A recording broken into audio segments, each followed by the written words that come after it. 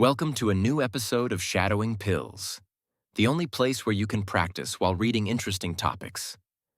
Today's episode is The Science of Happiness. Happiness may feel mysterious, but science shows that it's strongly influenced by our daily habits. One of the most important factors is how we focus our attention. When we pay attention to positive moments, even small ones, our brain learns to recognize and repeat them. Research also shows that helping others increases our own happiness. Acts of kindness trigger chemicals like dopamine and oxytocin, which make us feel more connected and fulfilled. Even a simple smile can improve your mood and positively affect the people around you.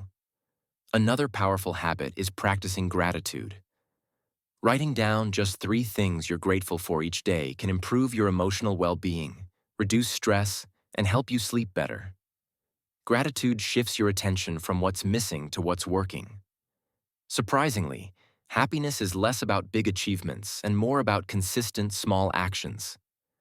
A short walk, spending time with someone you care about, or taking a moment to breathe can significantly improve your day. Building these habits creates a strong foundation for long-lasting happiness. And that was the topic for this shadowing pill. Subscribe and turn on notifications to receive your next shadowing dose. See you next time.